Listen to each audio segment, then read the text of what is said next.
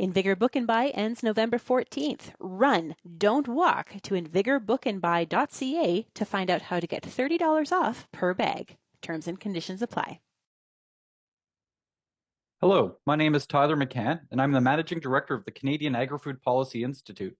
Before we begin our discussion today, I want to acknowledge that I'm participating in this webinar from Bristol, Quebec, located on the traditional unceded, unsurrendered territory of the Anishinaabe Algonquin people. As an organization, CAPI recognizes that there are many steps on the road to reconciliation, and that it is a journey we must continue to all take together. Canadian agriculture and food face big challenges with the potential for very different solutions that lead to very different outcomes for the sector. Dialogue and debate are essential to getting better policy outcomes. Instead of shying away from thoughtful debate, we think we should embrace it.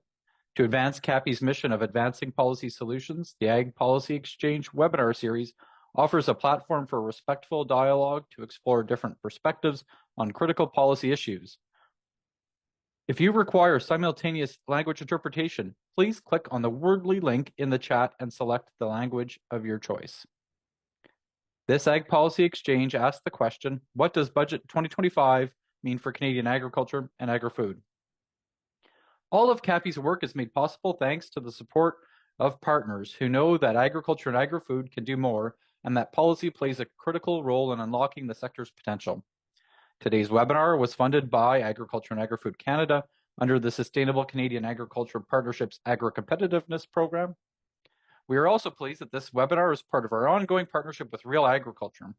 Working together, we're excited to bring more of those conversations to people working on farms and industry, civil society, and government across multiple platforms to contribute to a more competitive, sustainable, and resilient agri-food sector in Canada. To learn more about the work that we and Real Agriculture do, please visit realagriculture.com or CAPI's website. Today, Shaun will moderate our panel discussion. Our three panelists are Scott Ross from the Canadian Federation of Agriculture, Kristina Farrell from Food and Beverage Canada, and I will slide into a panelist chair. But before I do that, we'd like to hear from you. There's a poll on the screen where we'd like to hear your thoughts. We'd like to know what your reaction to the budget is today. So what we want to do is to hear from you around what do you think Budget 2025 means for Canadian agriculture and agri-food? Is it positive with investments to make the sector stronger, neutral with some good and some bad, negative cuts that will hurt the sector, or unsure? And it depends on how it's all implemented. So we'd like to you to take the time to tell us what you think, and that will set up the discussion that we're going to have after. The budget was a big budget, a complex budget. There was new investments. There was a mix of new investments with old money. And then there were these strategic cuts and expenditure review where there was a limited amount of information that was made available, but does look like it's on track to reduce spending inside the Agriculture Department by about 15%, depending on how we do the math. So please take your time to tell us what you think. And then throughout the webinar, please use the Q&A function to ask some questions and take the time to prompt a debate and dialogue with the panelists. And so, Shaun, we will see what people say here, and then I will hand it over to you. So 41% of our participants think that the budget was neutral, and it's about tied with those that think it's either positive or negative. But the second largest group think that they are unsure, and it depends on how it is all implemented. So Shaun, with that, welcome to the webinar, and I'll hand it over to you. Hey, thanks a lot, Tyler. Really do appreciate it. And thanks everybody for tuning in here today for this webinar on a very, very important issue. So let's see what the panelists have to say about this question. And I'm going to start with Scott Ross from the CFA. Scott, quickly, how does Budget 2025, what does Budget 2025 mean for agriculture and the sector?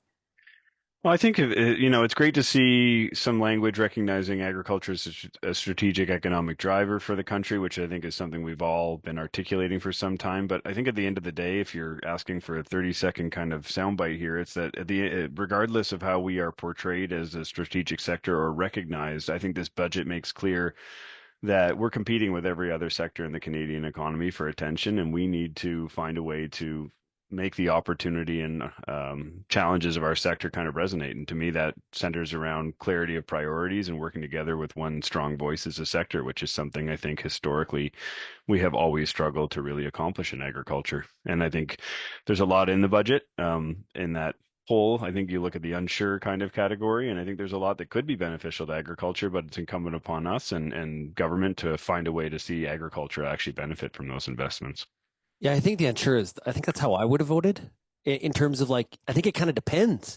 And we might not be able to accurately say the impact until we get a little bit further down the road here in the coming months. So Scott, we're going to get back to you in a little bit here. Up next, Kristina Farrell, who is the CEO of Food and Beverage Canada. Kristina, it's great to chat with you. Thank you for having me. Well, it's great that it recognizes Agri-Food's role. That's certainly not always the case. It hasn't been the case every year.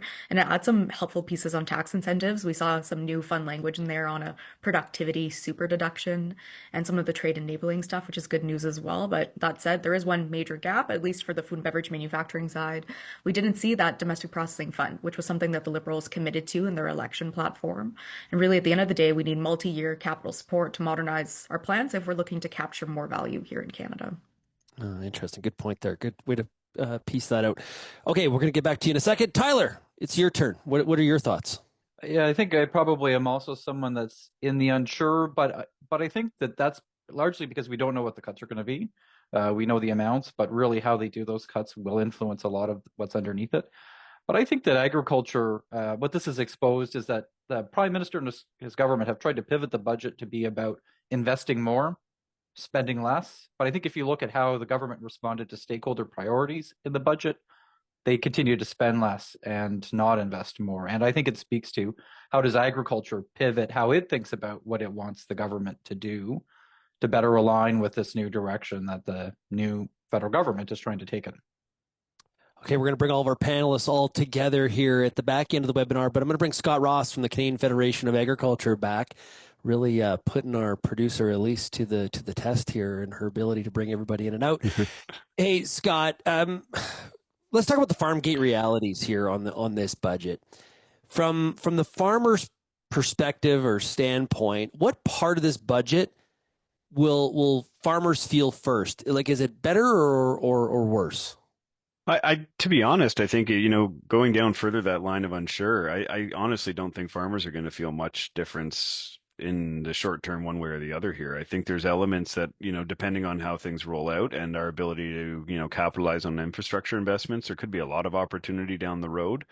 But similarly with the spending cuts, as Tyler said, I think there's a reality where we could see some impact right away or in the next coming years from some loss of opportunity for support for, everything from climate solutions or, productivity enhancements. If I was really looking at the budget right now as a farmer, I think the most immediate opportunity I see is in some of the tax incentives Kristina referenced earlier around the productivity super enhancement or whatever the terminology they're using for it is these days, but essentially accelerated capital cost allowance. I think anything that will allow people to invest sooner is great, but at the same time, tax incentives only benefit you if you're in a tax positive environment from the get-go. So there's a lot of questions, I think, more than anything, and I don't think there's a whole lot here that's going to hit the rubber to the road right away. Yeah, in that acceleration of the depreciation that, for a lot of ranchers where the money has been very positive in this past year, they'll really maybe be able to take advantage of that once implemented. Let's talk about program reform, Scott. Ottawa framed its departmental saving plan here as like streamlining. We saw programs like Living Labs, for example, are, they're getting the boot, they're out the door. Do you see this as a smarter delivery of service, or is this kind of erosion of farm programs and research? My sense is it's going to be a little bit of both at the end of the day. I think flagging research in the language certainly got my level of concern up a little bit because I think, one of the challenges we've articulated for some time is I don't think we as a sector with government have had a really comprehensive conversation about what's the future of our research and development and innovation plan. And so I think when you look at just the suggestion that research could be in the offing, I think there's a real concern that we may throw the baby out with the bathwater here if we're not being strategic. So I think, yes, I hope to see some of both in terms of cuts to, programs that maybe are ineffective, but I don't see, given the quantum we're talking about in terms of a 15% reduction, that you can do this with just administrative streamlining. I think there's going to be inherently some loss of producer support and programming that's going to take place as well. I think what's critical is we need to get clarity on, what's driving that process strategically moving forward and ensure that we get ahead of some of these things. And it's already too little too late probably, but we should have had that research conversation 10 years ago. Yeah, and when it comes to cuts, I think it's kind of human nature. If you were to ask whether it's farmers and ranchers or it's people outside the industry, do we want to see a more balanced budget or more fiscal restraint? Do people buy into the austerity comments the Prime Minister has made? People are like, oh yeah, absolutely. And then when we get to the cut portion, it's like, oh, no, I want the cuts to be over there, not over here in agriculture. Yeah, not for me. Everybody else can deal with cuts. But that is, to your point, human nature. And I think there's an inevitability that there will be some hurt with this no matter what. But at the same time, hopefully there is some opportunity to streamline administration for a number of reasons that can be a positive. But when I look at that in the context of what I see happening in the EU, for example, where they're talking about simplification of a lot of their programs, I think that language in the EU is very much code for cuts happening at the same time. So I think that my suggestion is there's no world in which we're going to get one or the other. It's going to be a combination of both. Yeah, and we haven't even talked about the overlay here of having to increase defense spending at the same time that we're also cutting, and there's that's a factor as well. I think what Tyler said earlier, this is a complex budget with a lot of little pieces in it. It's going to take a long time, I think, to fully unpack all the implications of the different elements that you see in this budget and what they mean for our sector. Okay, last one. We've heard a lot from the Prime Minister about competitiveness. Does this increase the competitiveness of Canadian agriculture for farmers and ranchers on the global stage? Unsure, to be seen. I think it really is incumbent upon. So you see significant investments in market diversification, trade enabling infrastructure, investments in our regulators to help with trade. I think there's a lot of opportunity there, but at the end of the day, I think we need to be able to demonstrate and reflect on that agriculture was actually a priority in those investments, and that's going to be the ultimate, determination of whether this supports increased competitiveness or if this is another missed opportunity for our sector. Yeah, great point. If anybody has questions, please put them in the Q&A box, and we'll try to get as many of those to our panelists as possible. Scott, we'll get back to you in the group session, okay? Thanks a lot.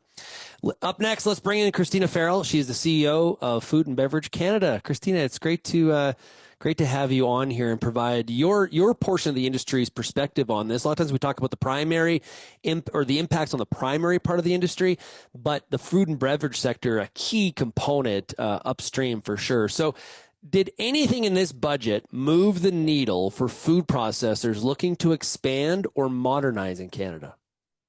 I think somewhat. Again, part of the equation is seeing if the budget actually passes next week, which it's always fun for gossip here in Ottawa. There were some promising, though, as Scott referenced again, the signals on the tax incentives, their supports to GAC and CFIA to support expanding and restoring trade access. Again, all of that helps with investment confidence, but we're still really missing that big policy vision from this government for what they want to see from an industry 5 years from now. Okay. Yeah, good point on it passing. Yet that story is yet to be written. So Yeah. a big issue for the primary part of the industry, but also food and beverage as well as labor shortages. Yeah. And it's really a choke point. Was there any meaningful signal or funding to help attract and retain workers in your portion of the sector? Unclear. There was one positive announcement in Budget 2025. It was the one-time pathway for up to 33,000 workers who have open work permits right now in Canada to permanent residency, which is great news. But again, we're still waiting details, what that actually means for us. Will it be workers in our industry, or is it going to go to other industries that don't necessarily complement ours? The cuts to the temporary residents, that's something that we saw in Budget 2025. We saw more in the immigration levels plan, which came out the day after, so really big week. Those are concerning too, because they're going to have to decide at some point how we're going to get to those numbers, and our food security could be at risk depending on how they do it. Yeah, there is a lot of discussion right now about, trying to fill some of these labor gaps. Yeah. And sometimes the answers are don't necessarily fit some of the narratives that are being discussed in the mainstream. It's a real challenge to get the message across to the government at a time like this, isn't it? Yes, of course. And we'll have government officials who suggest to us, well, The labor numbers don't necessarily reflect what we're saying as an industry, and it's because we need to look at food and beverage manufacturing separate from auto manufacturing, from any of the other sectors as well. And then we'll have government officials who suggest, well, we're seeing layoffs at other employers, big employers in the banking sector and other sectors. Isn't there a pathway for those people to transition to our industry? And it's not that simple, especially when a lot of our jobs are located in rural and remote ridings. Yeah, and one thing that I noticed in this budget, and maybe this would be, if you were to go back and ask Mark Carney from 2 years ago, you may get a little bit of maybe some different messaging, but a reduction in some of the climate focus, right? And that was a big push for him. He even had a book authored about the topic, but there was a little bit of a push for greener manufacturing and pushing that for sure, and from a packaging standpoint. How is that viewed by an organization like Food and Beverage Canada? Is that something you're supportive of, or is that something that's just adding more costs into the system? Well, I appreciate the angle they took on the climate plan. It was a climate competitiveness strategy, which seems to infer that competitiveness will be the lens that they look at our climate policy through. But there was actually very little on some of the things that impact us. I don't think plastics was mentioned once in the entire budget. That's huge for us from a packaging perspective. That's something this previous government really focused on, was really driving a lot of policy on as well. And they've been pretty silent on it since the election. We didn't necessarily see any funds directed to support companies and looking at packaging alternatives either, which could be promising. It might mean that there's a change in direction now, but remains to be seen. Give me something that Food and Beverage Canada would have been pushing for pre-budget release that you did not see in the budget. The Domestic Processing Fund, which was the really big one. They had committed to $200 million, which isn't nearly enough what the industry needs, but it is something that we were trying to get across to be one of their priorities, and it looks like it wasn't. Okay, thank you very much. Okay, we'll come back to you in a second. Let's bring Tyler McCann from Cappy, your opening host here of this webinar. And once again, to everybody, make sure you put your questions into the Q&A box, and we'll get to as many of them as we possibly can. Okay, Tyler, what does this budget reveal about the federal government's long-term policy direction for agriculture and food? I think, Shaun, what it tells us is that the government's plan is effectively more of the same. When we look at the decisions that they're making, they largely reflect the path that Canadian agriculture policy and programs have been on for 25 years at this point in time, right? It is about some more subsidies for risk management programming. It's about a little bit of effort on regulatory reform. It's about kind of more of a focus on trade and trade diversification. And so someone earlier referenced a kind of a big vision for the sector. I think what we got from the government is a view that the vision that's in place today is the vision that's going to continue to be there. And I think if we want to see a different vision, it does kind of fall back on the sector to say, look, we need to stop how we've been doing things and do things different.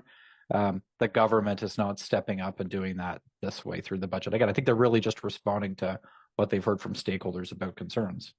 Okay, so to counter that, though, had they presented a budget that really shook the tree, like it really made a lot of people super uncomfortable, and was this radical or very aggressive move in a new direction for Canada, how would that have been received? So I think it depends on kind of what radical means, right? And I'm not sure that this budget isn't radical. I think some of the cuts that the department may undertake and CFIA may undertake may be radical, depending on how they are. It's unfortunate that the one thing that they highlighted for a cut was living labs. I'm not sure that is where I would have gone to first to cut spending inside the department. But there may be some things in there that are pretty radical and that do kind of pull the department back or really reshape the role that it plays. Again, we don't know enough details on that to know yet. Again, I think that there is an appetite to do things differently. You can do things differently and do things better. I think that even within the cuts, there is a chance for this to be, again, another step forward in doing things better, at least. But again, it's still too early to tell. Hopefully, we won't have to wait much longer. The clerk of the Privy Council effectively sent an email to the bureaucracy effectively saying, once we know this budget will pass, we will release details quickly to give you certainty about what all of these cuts mean. And so we're getting to that point where we know that this is locked and loaded, and we should know more then. Yeah, interesting in terms of letting go of those reins or holding the reins tight. Some of those metaphors. Okay, let's talk about trade, Tyler. A lot of talk about fiscal restraint. It's very front and center here. Does this budget strengthen or weaken Canada's trade competitiveness relative to some of our major trading partners? So it looks like a $5 billion investment in a trade infrastructure fund will go a long way to improving our trade competitiveness. It looks like some of those investments in the CFIA will help trade competitiveness. Again, I think both of those are not short-term measures. Some of these trade infrastructure investments will take years to have an impact on the sector. So that's a long-term play. It's worth noting that if you look at what Australia spends as a percent of their GDP on trade infrastructure compared to what Canada spends as a part of its GDP on trade infrastructure, they're spending about, we would have had to spend $20 billion more a year to catch up with the investments that they're making. We're not there yet. We're $5 billion over a period of 7 years. And so it's a different game. Like this is a significant step forward when it comes to trade infrastructure investment, but this isn't a generational game-changing investment in trade infrastructure. And I think, again, we get into this big question around where's that money going to get spent? Carlo Dade, when he was at the Canada West Foundation, led quite a bit of work around a Canada trade infrastructure plan, and they were really trying to say we need to shift from shovel-ready projects to shovel-worthy projects. Yeah. Again, we need to take more of a strategic approach to this. We don't know yet whether or not that's going to be the approach the government takes. It'll be interesting to see the role that the Major Projects Office plays in all of this too. Yeah, big shout to Carlo. He's a big proponent of do not tell me that we're going to do a whole bunch of shovel-ready projects because that is not strategic. That just means they've passed they've got through some of the regulatory. It doesn't mean they're strategic whatsoever. So be careful there. So many initiatives require cross-departmental cooperation. Where do you see the budget risks of good ideas getting lost in some of the execution? I think that there is huge risk when it comes to implementation for this budget. One of the things that the government, the new government, has done is continually gone outside of the existing civil service to fix the problems that they see. They launched the Major Projects Office, pulling someone from outside of government to do it. They launched Build Canada Homes, pulling someone from outside of government to do it. They've launched a new defense investment agency, pulling someone from outside of government to do it. And so I think it speaks to concerns that the Prime Minister and his team have around how the civil service can implement and deliver on these cuts. Like if you go back to our discussions about what does that mean for science and innovation and how strategic and what does that engagement look like, it will be interesting to see whether or not that falls on the existing team inside AAFC to look at things differently. I think we've seen this on regulatory reform over the last couple of months, that when you ask the regulators that have been regulating the system for 20 years to come up with new ideas for regulatory reform, they may not be the best at it. And so I think that there's this huge risk that as the public service goes through changes, that we're going to run into implementation issues, and none of this will move as fast or as strategically as we would like it to at the end of the day. Okay, let's bring in the whole gang. Bring everybody together here, and let's get to our group session part of the program here, and I encourage everybody. We've got some questions coming in. Really do appreciate it. Keep them coming, and we'll thread them in throughout the rest of the webinar discussion here. A lot of because we're agricultural focused, I'm just curious, and maybe whoever wants to tackle this can. We talk about, did agriculture get the attention it needs, blah, blah, blah, blah, blah. If we were to pick out an industry that really got attention in this budget, who would we say? Is there a clear winner based on what we know at this point? Defense. Yeah. I think it's the clear winner. Yeah, that's probably where I would go to. Critical minerals to some extent as well, Right. but it certainly wasn't food. I would say generally, though, sort of outside of those, very sector agnostic in some respects. And I think that's part of the challenge we have as a sector to deal with now, is that we're fighting the fight across all these different programmatic areas with everyone else that wasn't necessarily flagged for particular attention either. And if you look at the intro to the budget, like the kind of the language that in theory sets the stage for everything that comes from it, it does mention Agri-Food as a strategic asset for the country. It does talk about it in the same context as it talks about critical minerals. It doesn't see that same follow through, but I think it's a bit of an example where I think we often want some acknowledgement of the sector as a strategic asset for the country. It's not enough just to ask for that acknowledgement. We need to ask for more than that, because I would say the government has acknowledged that agri-food's a strategic sector. But again, that's a very, very small step. It's this big question around what comes next at the end of the day. Yeah, frankly, that identification, sorry, Shaun, happened. I mean, the Barton report in 2017 made essentially the same case. And I know that was technically not government itself, but I mean, this isn't the first time we've heard language articulating this. So, yeah, but I think the question to that point, Scott, though, is we got to get past the being happy people talking about us stage. Yeah. Right? We got to get to the old thing called action and execution and implementation. And we have to have the environment, the context, the situation to be able to do that, but, to be, seize the moment and make that the reality. But yeah, we just seem to be still caught in the, hey, they mentioned us. That's great, sort of stuff. Got a question here from Tabitha. Maybe Kristina, I'll throw it your way first.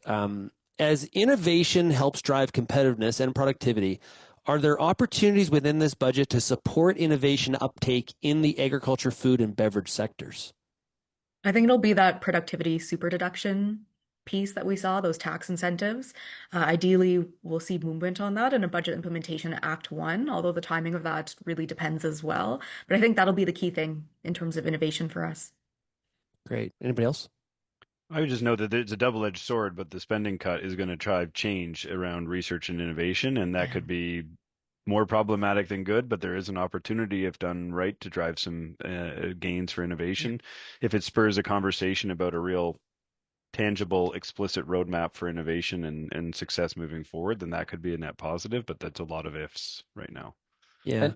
And I think what we've always tried to say, that whether or not we're spending more, the same, or less, we need to start to talk about spending better.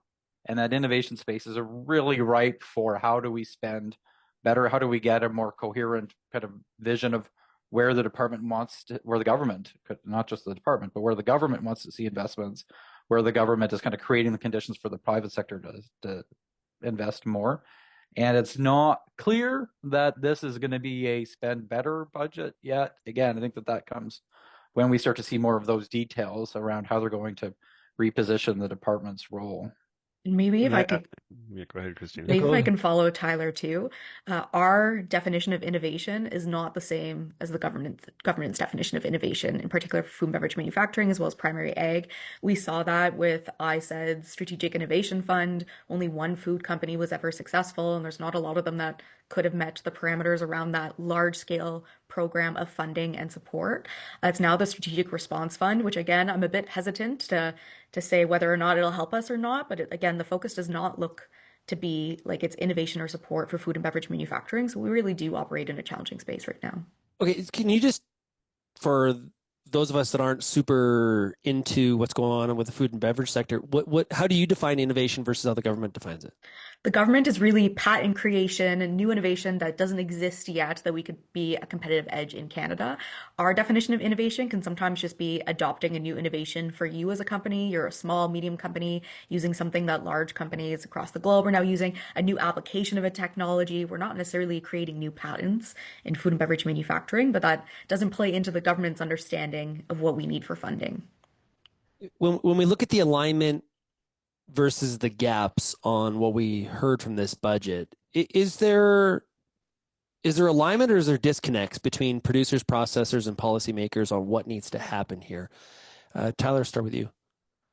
I think that there is disconnect. I think one of the challenges has always been that the sector itself doesn't have a clear sense of what needs to happen, right? I think that is as much as kind of every link of the chain talks about these are things that we need. We don't do a very good job talking about them as a big picture. I'll pick on the agri-stability investment as an example of this, where it's one thing to say, yes, we want to try and fix agri-stability, and yes, we want to invest more, but we should probably find a way to say, okay, if the government's going to spend $100 million more in agriculture and food, is agri-stability really the best place for that money to go? And to be honest, I would argue that it's not. That's not kind of the first place I would invest a new dollar to have an impact. And so I think Shaun, that's where part of that disconnect comes from, is that we all have kind of many different asks depending on the context that we're being asked about. And again, in the ag context, the provinces play a pretty big role on these things as well. And it doesn't create an opportunity to say, actually, if we want to get strategic investments in the sector, this is where we think it is. And that's the struggle that the sector has. Kristina, do you have a thought there? Yeah, I think from the producers and processor side, like I like to think I'm on the same page as a Tyler, as a Scott, and I think for the most part we really are. But I think there's a huge disconnect as to how the government sees us and treats us, and in some cases takes us for granted.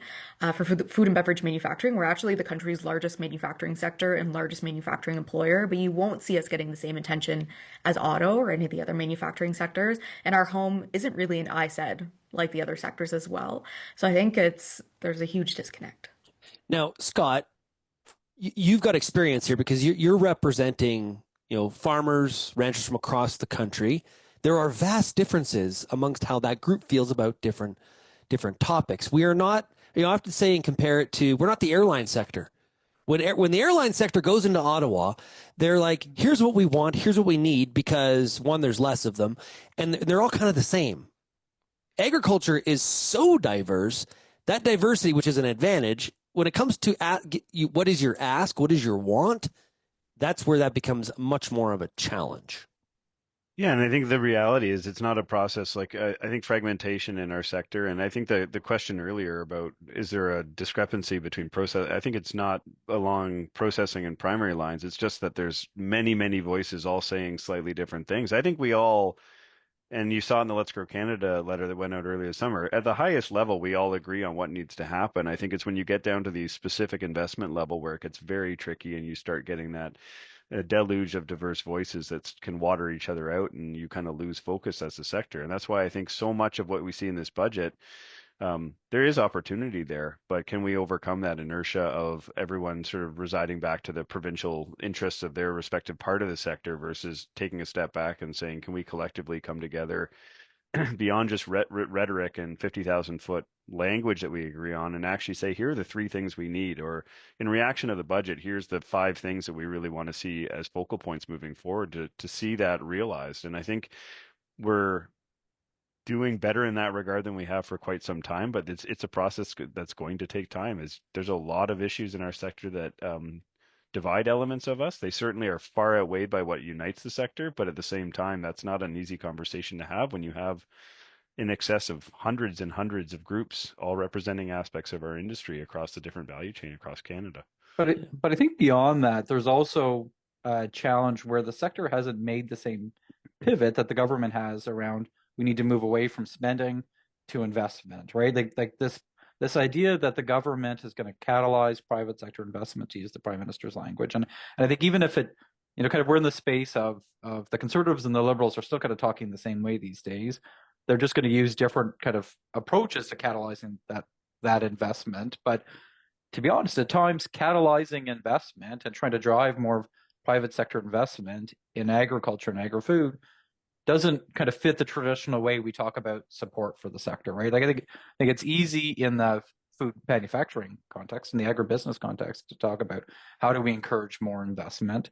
But if you look at, again, the traditional ag space, that is a bit of a different frame that I think people don't fully have their heads wrapped around what does that really look like, because farmers actually do a pretty good job of investing in their businesses as long as conditions are good. But investment tends not to be a huge challenge on farm. Maybe that will be different in the world that we're living in over the next couple of years, though. I do think that investment piece, though, Shaun, sorry to interrupt you there, but it harkens to the infrastructure side of things as much as anything. I mean, the on-farm degree of investment is happening. I agree completely. Farmers are, renowned for, if you have available cash, putting it back into your operation. It's our ability to attract investment into some of those common goods that we need to really advance our sector that I think is going to be the real challenge we face moving forward. Yeah, and when you think about that infrastructure, that $5 billion, Tyler referenced Australia. I think of what Brazil and Argentina are doing.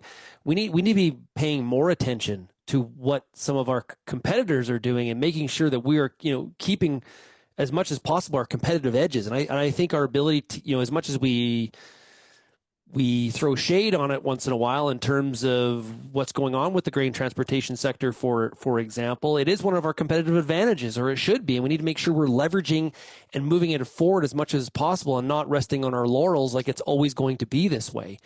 That's my editorial thoughts. Let's talk about trade, okay? The budget puts fresh emphasis on exports beyond the U.S. This is a big issue for the Prime Minister as he talks about trying to double non-U.S. trade in a very short period of time. What practical steps should the sector take now to seize some of those opportunities? Scott, you want to go first? Well, I think this is a prime example where talking about agriculture as one entity makes it very challenging because there are some sectors that there's no world in which that's even going to be remotely possible. And I think we just have to accept that reality. But there's others where this is an example where it actually, I think, requires engagement at that subsector level to really come forward and say, these are the 2 or 3 things we need to really, here's the opportunity, here's the market we're focused on, and here's what's needed to execute on that.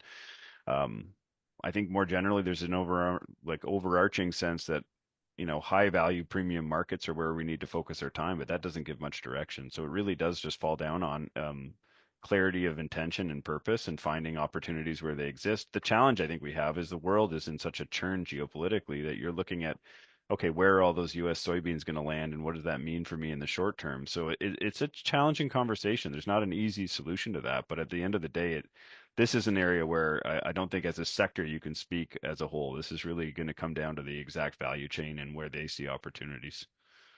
Kristina, what's your thoughts? Well, there were some interesting announcements in the budget.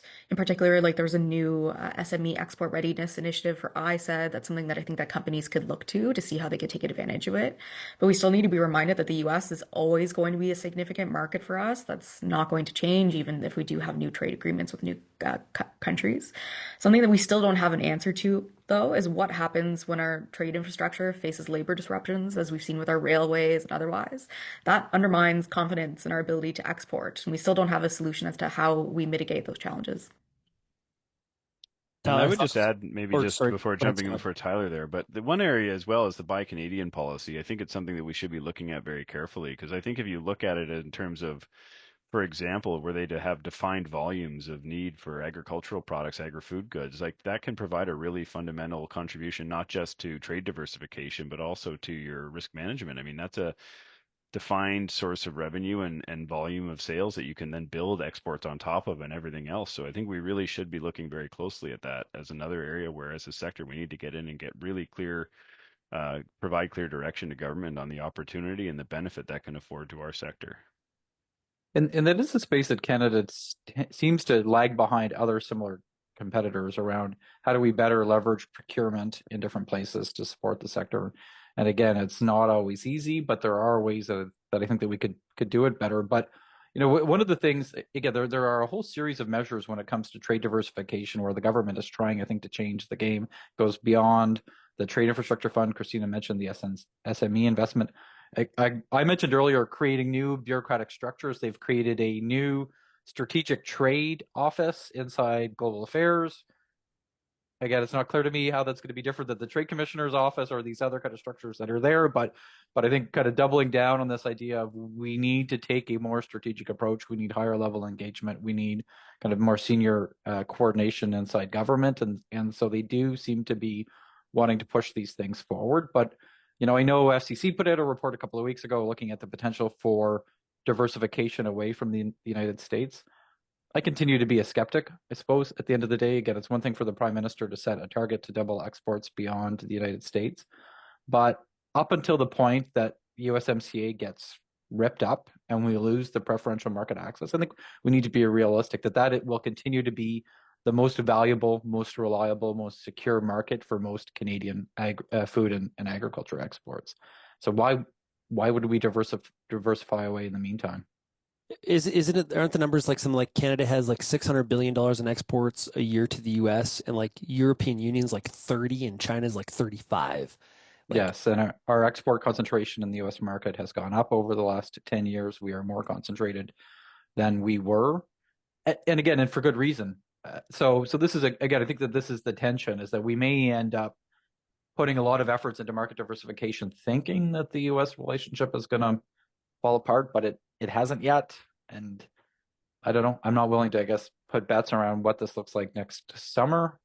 But I think that is the tension. And I suppose, Kristina, it's one of the things I've been wondering about on the food processing sector, where how do you get companies to take advantage of this productivity super tax credit that they've announced when we don't have much certainty around kind of what does that market access look like with the United States and how reliable is it? Like that's got to be clouding judgments around investment decisions. So much uncertainty, and I think at the end of the day, we have other things too. Like even for a company that wants to export across provinces, some of that trade enabling infrastructure might help that, but it's still cheaper to export into the US. But I think the makeup of our industry too, about 92% of food and beverage manufacturers in this country are considered small. A lot of them aren't even at the stage yet where they should be looking at exporting. So how do we support those companies beyond everything else of looking at other markets? Helping them access some of the trade agreements we already have in place. Yep. Right. When this is again where I think procurement can play a large role. I think if you look at the budget, I mean, there's a commitment to buy Canadian and also one to do a national school food program on a permanent basis. I mean, there's some evident areas where you can examine an opportunity for a sector that helps to build that capacity and help upscale some of those SMEs to a place where they may be export ready. Hey, Tyler, got a question here, trade related from Stephen. Steven says, canola is dependent on the Chinese market access somewhat. Why? Would investments into, say, a canola processing facility at a cooperative be a more effective way for Canada to secure additional markets? So, I mean, I think the reason why Canada is dependent on China is because it's a valuable market for Canadian canola. I think often people think about China as a low value market, but on a variety of different products, it's actually can be a premium market as well. Like there's a lot of reasons why people do business with China. We did see the biofuels production incentive inside the budget as a way to try and stimulate some of that domestic demand. I think again, there's a bit of a debate in the sector around what incremental demand will be created through that incentive, but it does put a little bit more gas into that engine, that economic engine around domestic production. Again, I think it's there. I think we often take for granted the role that this domestic crush capacity could play. But again, we've got some broader economic conditions in that sector that may be holding investment back as well. What's happening in the United States matters. But again, it's good to see that biofuels production incentive, but I think that there's potential for them to go further if we really want to try and displace some of that export demand with more domestic demand for canola.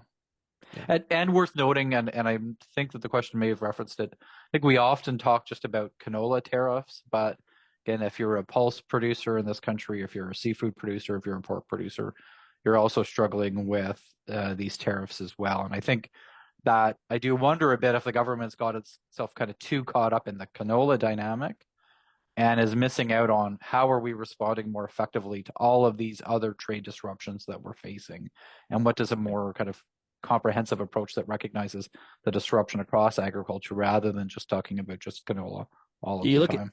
Look at peas. They've got tariffs from India. They got tariffs from China. It's peas taking on the chin. Sear has a question here.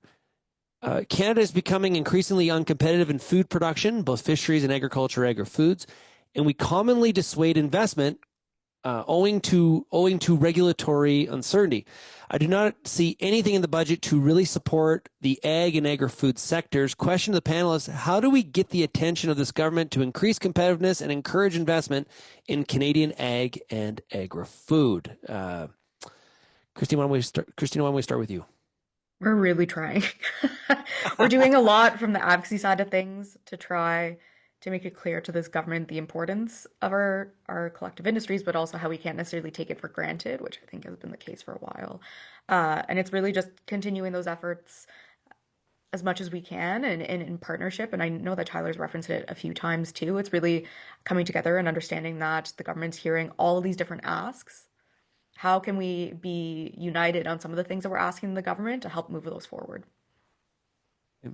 Scott? Yeah, I mean, I couldn't agree more on that. I think at the end of the day, we've made some inroads on working together as a sector with the Let's Grow Canada initiative. But at the same time, I think if it comes across as just superficial alignment and there's not heft behind that, it doesn't move us forward. So we have to go further. And I think it also requires a real focus on, we hear it time and again, but this government is very data driven, and we need to do our homework and demonstrate at a higher order level, not just federally, nationally, but regionally, what some of the opportunities are for the things we're asking about for in our sector and what that really means in terms of economic opportunity. I think as much as our productivity growth historically and our resilience have been, benefits for our sector, there are also opportunities for government to say, look at how resilient you are. You guys have been managing through all of this. Let's keep things going. And you seem to be growing economically year on year, one way or the other. And I think we need to really identify what some of the constraints on growth are, but also very with precision and depth what some of the opportunity is. And it has to be back-ended by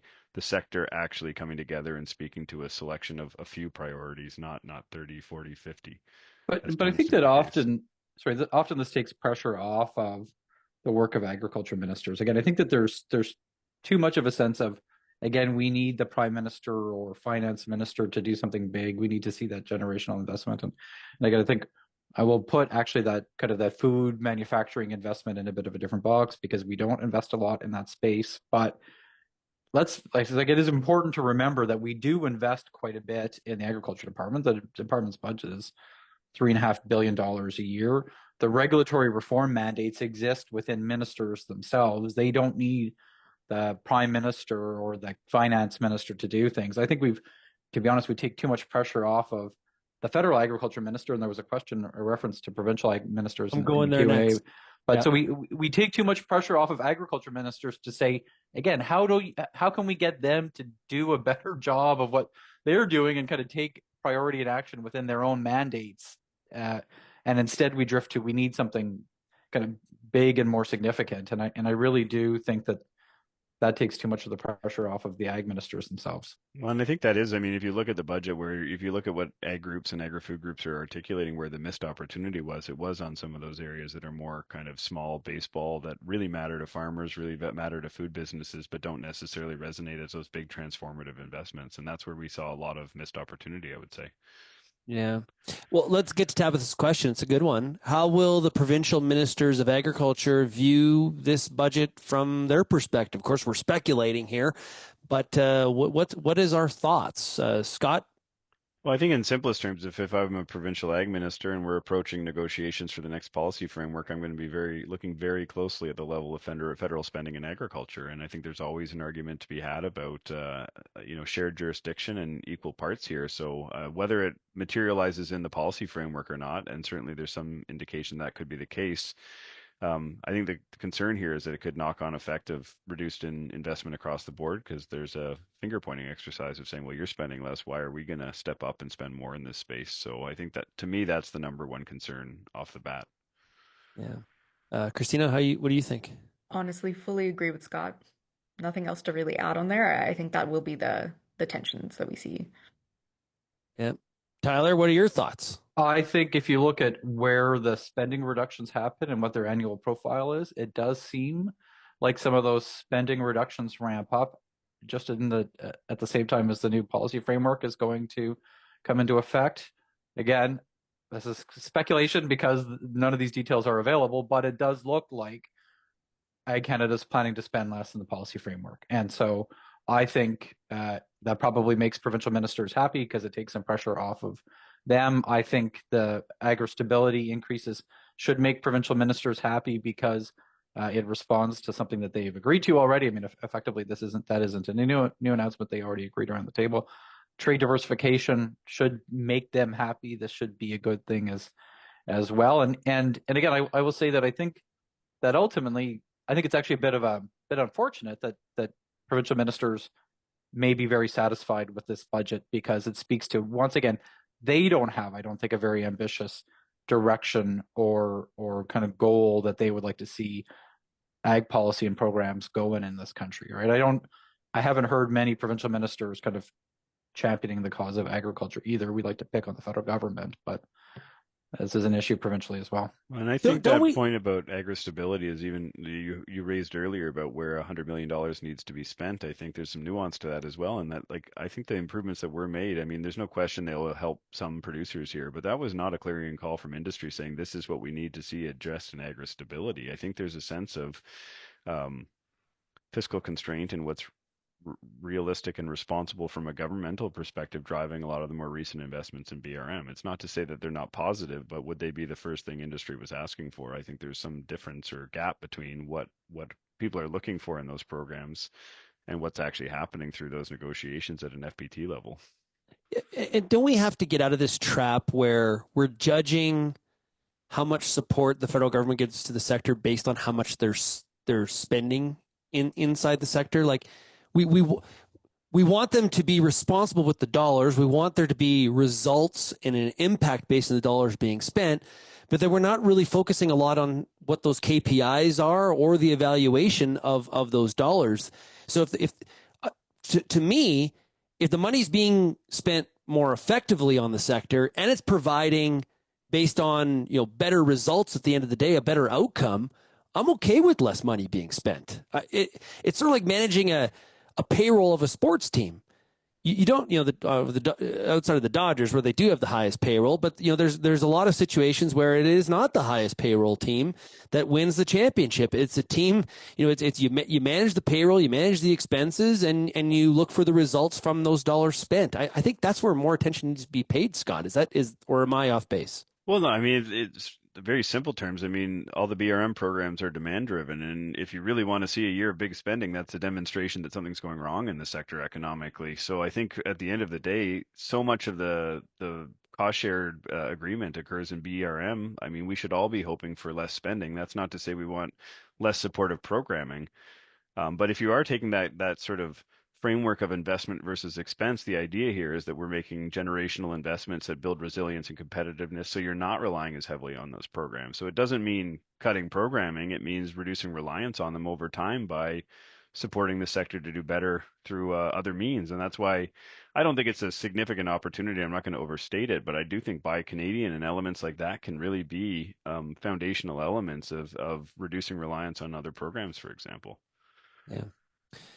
Okay, we got a few minutes left here. Really appreciate all the questions that are pouring in here. Value-added growth. We haven't talked about that at all, or not as much. Does the budget finally help shift Canada from exporting raw commodities to producing more food here at home? Tyler, your thoughts?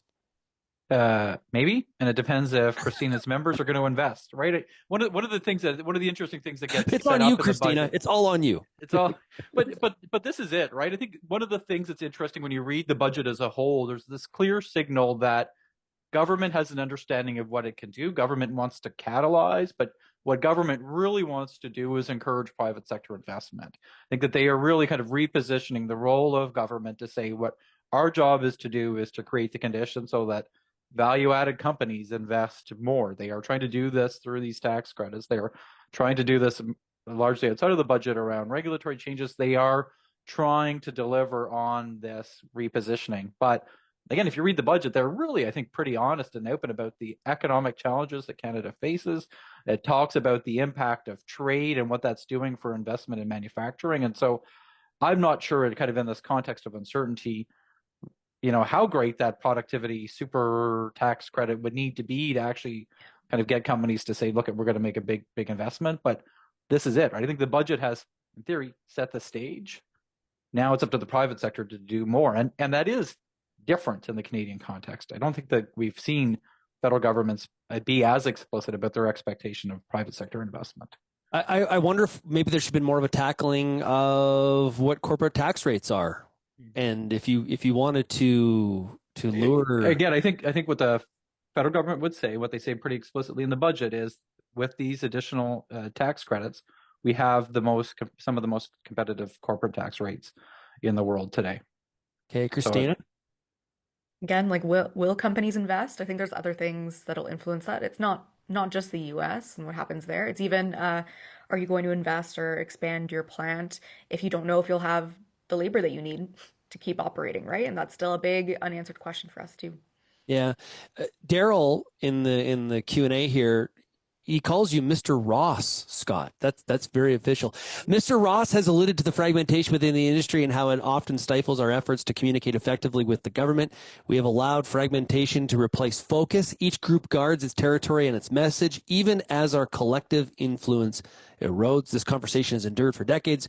We talk but don't act on it. What are some of the steps we can take to solve this issue? I'm not sure we have time to answer the question, but Mike, who chimes in and replies, says a huge long-term issue. In the few minutes that we have left before we conclude, if you could tell Prime Minister Carney one thing the sector needs most before, that's the wrong question I was going to ask. I apologize. Take it as a whole. Is budget 2025 a net positive, neutral, or setback for the ag food system, and why? Let's sum it up. Your thoughts, Kristina, you first. Cautiously positive, helpful signals again on productivity and trade, but missing supports specifically for food and beverage manufacturing. And again, like we still have those labor and investment gaps, so a lot to be seen. Yeah, kind of that's fitting into the unsure people that voted earlier. Scott, for you? I mean, I would echo much of the same sentiment. I think there's also a lot of attention needed to remain on red tape reduction and where that goes next. I think we need to see more ambition and a lot further. If we're talking about capital investment and capital attraction, I think like red tape reduction is going to be a huge driver of that. So it's separate from the budget in some respects, but we need to see that go further and faster. Not to pick on our European friends, but when you have European companies saying they won't come to Canada because of the regulatory environment, that should be a massive wake-up call. Well, whether it's access to innovation coming into the country that others have access to from a competitiveness standpoint, or our own innovators leaving our country to commercialize products because they can't get to market, I think there's just countless examples where we're shooting ourselves in the foot here. Tyler, what's your thoughts? So I think overall, it's a positive, but it's not this big generational change the Prime Minister, the Finance Minister alluded to. I think it is a pivot and a step in the right direction as a whole. I think in agriculture, it's a step in the right direction. I'm not sure it's much of a pivot. One of the things that is not going to be a big deal to most people in this country, but I think really will matter, is what's going to happen with public service renewal through this budget. I think that there's this sense that this isn't just about reducing the size of the public service, but changing how it works. And I think a more effective bureaucracy will have a really long-term benefit that we may not appreciate every day. But again, it's not clear that they're going to be able to deliver that. And one of the differences between Canada and the U.S., Tyler, you and I have looked at some of the numbers. The USDA, for example, has been cutting back on federal staff, but they're spread out really across the country. In Canada, there is a high concentration. Over 80% of federal workers are in the Ottawa area. That is going to be an interesting look at where those cuts are made.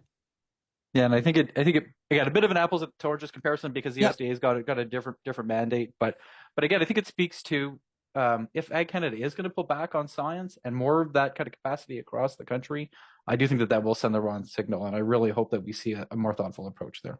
I think Tyler and I are going to wrap up here, but Scott and Kristina, thank you so much for joining us here today for this webinar. This has been a fun, lively discussion. Okay, Tyler, I think now, like to wrap up, my thought is like, you know, there was a lot of promotion and anticipation leading up to this budget, but now the real work kind of begins. You know, the implementation and trying to answer a lot of the questions that have been created. We have a lot of people, you know, unsure about what this budget actually means, and now the real work begins for this government. And I think it's interesting. I think that there is kind of a common reaction to the budget. Again, one of the questions that came in talked about kind of the fragmentation, but I think by and large, Scott and Kristina, representing farmers and food processors, agreed on a lot of what the reaction to the budget was. I think that there is kind of a common sentiment, a common cause. One of the things, Shaun, that I'm continued to kind of wait and see about is, when do we see more of a push from the agriculture minister on some of these issues? Again, is he going to try and show some leadership? Are we going to see kind of a strategic emphasis in what the reductions mean and how they're rolled out? I think we have to wait and see what that looks like. Or is it going to continue to be kind of steady as she goes? We're going to kind of cut the easy stuff. Again, I will say that of all of the things I would have cut at Ag Canada, I'm not sure living labs would have been kind of top of my list or the top 5 of my list. We have an extension issue in this country. That was a bit of an effort to try and fix that. But it's probably a relatively easy thing in the grand scheme of things for the government to cut at the end of the day. I hope that as we find out more, we find out that there's more of a vision behind some of that vision that people have been asking about earlier. So from your experience, for those of us that are outside the Ottawa bubble, what happens now? So they pass the budget. That's the next step, of course. Assuming it passes, then typically would the minister and the staff be reaching out to industry, and is there like a stakeholder piece of this, or is this more like, listen, here's some of the details, here's what we're doing? No, I think if you look at past experience, when we rolled out budget cuts in 2012, it was because there's that kind of direct workforce engagement.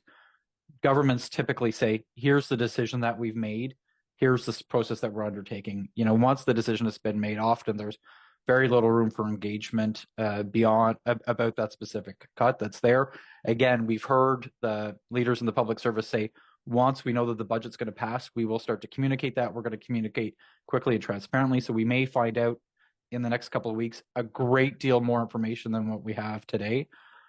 I don't expect that there will be much consultation around that, Shaun, but hopefully there will be consultation and engagement around what comes next. Once these cuts have been made, what does it look like? What's the role government plays, and how do we move forward? But I expect that we will all find out that the cuts are the cuts and they're being implemented. It's a pivotal moment for Canada. It's a fork in the road, however you want to phrase that. It is a fascinating time, not only for the country, but obviously what agriculture is going to look like when it grows up, as the saying goes. So, Tyler, I'll pass it off to you to close out the webinar. Well, I would just say thank you to you, Shaun, and maybe I should say when we're talking about government spending, CAPI does exist because we benefit from government spending. So I'll declare our conflict. We have a vested interest in which programs are cut and reduced, but we always try and approach these things from a very independent, unbiased perspective. But we'll acknowledge that. I appreciate the ongoing support that everyone shows in this topic. Budgets are really important. We do think that this is going to continue on, and so stay tuned for more information and more analysis. And Shaun, I think we provided some additional analysis to Real Agriculture through a policy brief that your team will share in the days ahead. So go on over to realagriculture.com where you can get access to that and get more feedback around what these changes may mean for the sector. Yeah, and we'll continue this discussion on this Friday's episode of Real Ag Radio, the podcast, where we got Tyler will be with us for the issues panel to talk about more about this and other stuff as well. Thanks everybody for tuning in. Please keep participating in these webinars and great Q&A throughout. Really appreciate all the questions and the participation interaction. It's all just creates an environment to move forward and to get a whole bunch of different perspectives. So really appreciate it. Until next time, thanks a lot, everybody. Cheers.